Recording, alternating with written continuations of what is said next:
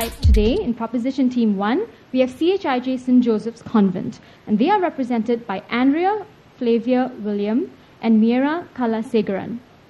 In Proposition Team 2, we have Hwa Chong Institution, represented by Lee Ka Hao and Glendon Goh. On opposition side, we have in Team 1, CHIJ St. Nicholas, and they are represented by Alison C. and Megan Pang. And finally, in opposition Team 2, we have Dunman High School, who are represented here today by Lee Hui Min and Cheng Wen Ting. Of course, not to be forgotten, and the only thing that really makes this debate a competitive debate is our judges. They are Ms. Teng Mui Chu, Mr. Ryan Ho, and Mr. Jerome Lee.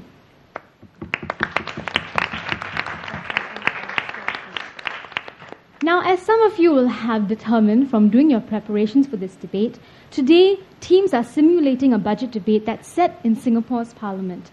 Now, the teams are going to debate a particular policy that will be proposed by the Ministry of Finance, who is represented in all the debates today by the first proposition team. Now, the other teams have also been given specific roles and groups in society to represent as they support or they attack the policy. Now, each speaker today has 5 minutes in which to make their case and attack the case of the opposing team.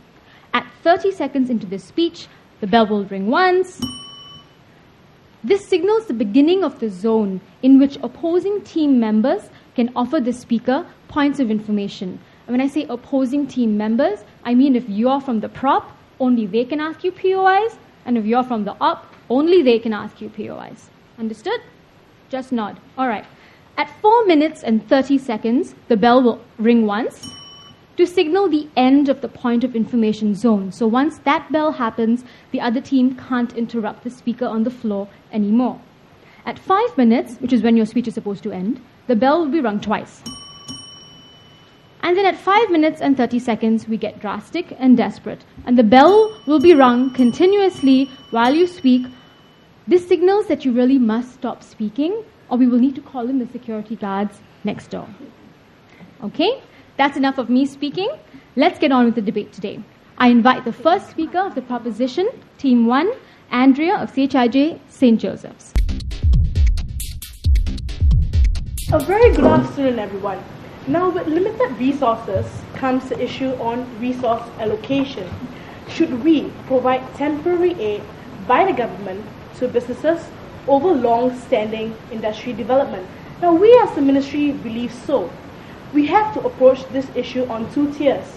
Firstly, on the level of feasibility, and secondly, on rationale. But before we start this debate as proper, let us take some time to contextualize this issue a little. This debate here is about resource allocation, meaning money. With a fixed resource, we should focus on helping the businesses to survive. Now, we are not saying no support for industries. What we are saying is just more government funding for businesses. Now, as the first speaker of the proposition, I'll be talking about the feasibility of this focus and move on to discuss with you our current economic status. My deputy, on the other hand, will be talking about Singapore's strategic strengths as well as historical trends. Ladies and gentlemen, there is a need to prioritize the survival for businesses. Now, when we are talking about businesses, what exactly are we referring to?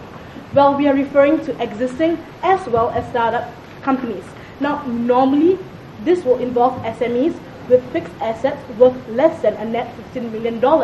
However, in times of a crisis, the Ministry of Trade and Industry has relaxed this criteria for loan financing schemes and loan insurance schemes to include all local enterprises, regardless of size or sector.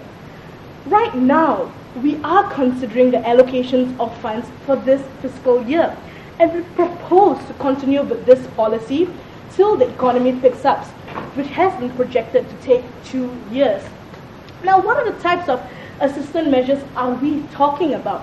Number 1, incentives for startup enterprises, where startup companies actually attract more investors, with government providing incentives of up to $3 million in tax rebates in an event of any losses.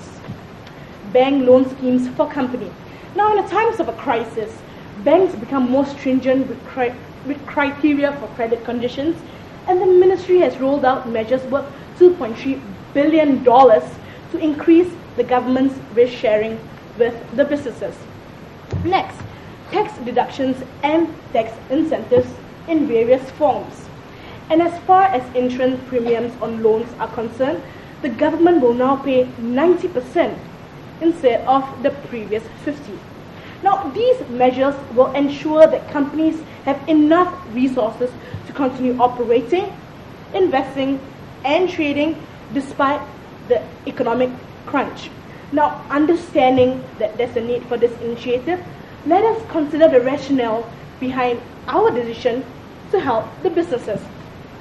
Now, in terms of information, ma'am, Yes. say that during an economic crisis, it is good that weaker companies are allowed to flush out so that the industry can move forward, ma'am. No, however, we need to give these companies a chance. We can't just flush them out just by it. Besides, industries are self-sustainable, which I will continue in my speech to explain to you why we should provide assistance to businesses. Now, as I was saying, in 2008, our GDP slumped to 1.5%, its lowest pace in the past 7 years. The government's prediction for growth in 2009 is only between 1 to 2%. Now, what is the role of SMEs and businesses in this situation? Now, in 2004, they contributed 43% of Singapore's total GDP, and this number seems to be on the upward trend. Now, we have to understand that the number of SMEs here in Singapore is 130,000. Now, this shows that such businesses have a strong role in making or breaking Singapore's economic development. If we don't anticipate their difficulties, Singapore's GDP will be negatively affected and we will lose our competitiveness in the global economy. This, of course, does not mean we want our industry development to collapse. The nature of industry is such that due to long-term aid that has been provided to them over the years, industries are self-sustainable during this period. There are functional mechanisms that have been inbuilt within the system, partially due to the privatization of industries that allow framework for private sector-led industry development. We have to understand that the idea of assistance refers to help. It implies that businesses cannot survive without this help, whereas the term development refers to expansion. The idea is that the industry has gone past its survival stage. Now it's a matter of supplementing to its growth. With survival in one hand, on supplementing to the other, you make the decision. I now call Alison C. of St. Nicholas to begin the attack from the opposition. Ladies and gentlemen, a few housekeeping issues. Today, the proposition has not really clearly defined what they mean by short-term business assistance measures. Therefore, the opposition provides a definition for you. Short-term business assistance measures refers to measures that are generally aimed to tide over emergencies, and the benefits will be reaped only over a brief period of time. Now, with that done, let me deal with my rebuttal for today. There are the benefits of business assistance measures. Firstly, it is not true that short-term business measures will help the problem now. We question the proposition. Where is the money? No, thank you, ma'am. Where is the money going to come from? Where is this amount of money that you are going to put into these businesses come from? Either you use it, either you use taxpayers' money, or no, thank you, sir, or you print more money. Firstly, taxpayers' money. It is wrong to use taxpayers' money to solve a problem that was not caused by them in the very first place. Madam. And secondly, printing more money would cause inflation, thus worsening the current economic crisis and not in any way solving the problem. Now, even if business assistance measures helps to solve the problem now, Madam. in the long run, it is only counterproductive. This is because when the government offers short-term business assistance measures, businesses have the wrong perception that the government is always there to help them and that there is always a safety net for them to fall on. Therefore, these companies are not incentivized to improve their goods and services. When products and goods are not improved, it encourages a similar economic crisis to occur again. Business assistance measures thus develops a crutch mentality that will only prove to be detrimental, and hence, we don't want to exacerbate the problem. We want to solve the problem, ladies and gentlemen. Now, moving on to my case for today. Now, so what exactly is the problem that the world faces today? In the status quo, the economic crisis that started in the US has spread to other countries such as Singapore. This has caused widespread unemployment. In addition, businesses are failing because of the flaws in the system. Furthermore, quality of products and goods are not improving because of the lack of competitiveness. Now, moving on to my policy. Firstly, we propose creating 250,000 jobs over a time frame of 5 years in promising industries. In order that these jobs will be sustained for a longer period of time, we advocate retraining programs that will provide people with long-term skills. National service will also be reinstituted for both males and females for 2 years between 18 and 20 years. In addition, the opposition recognizes the need to pour in more resources into education and healthcare. We also strongly support infrastructure development, which will be implemented over the next few years. Lastly, in order to help the people tide over the current economic crisis, complementary interim policies are also included in our policy, although our focus will still be mainly on long-term measures.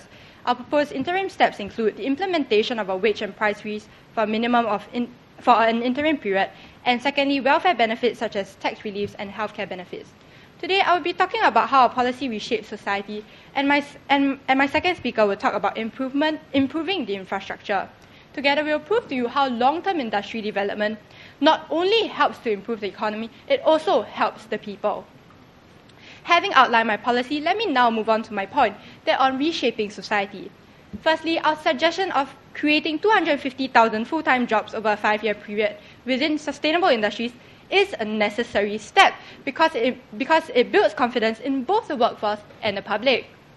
Long-term employment such as this is essential as it ensures that people are able to earn a living for themselves and hence will be able to enjoy a decent standard of living both for themselves and for their families. High employment eliminates want and need, and it offshoots particularly crime related to poverty. Problems such as poverty sow the seeds of social and political instability.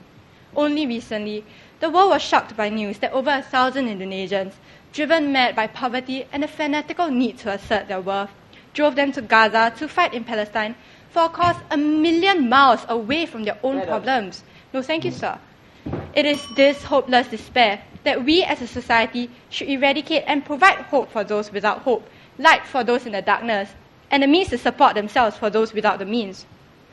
In addition to that, we also recommend providing retraining facilities for 100,000 workers for industries where demand is high so that they can learn new skills and can thus sustain a job for a longer period of time. Next, we suggest strengthening essential services such as healthcare through methods such as increasing the number of support staff and increasing the number of facilities. All these measures are to improve infrastructure and increase efficiency. Next, education is also very important, and we plan to pour in more resources into education. This removes the many flaws in the present system, which has clearly fueled the flames of the current financial blaze.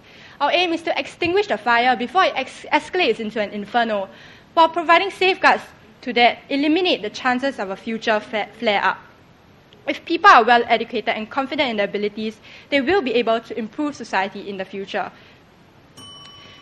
Lastly, we propose to implement a price and wage freeze for an interim period to stop the rise of the cost of living and reduce effects of inflation. Ladies and gentlemen, make a wise choice. Go with a side that listens to the people's voice. Go with the opposition and rejoice. Thank you.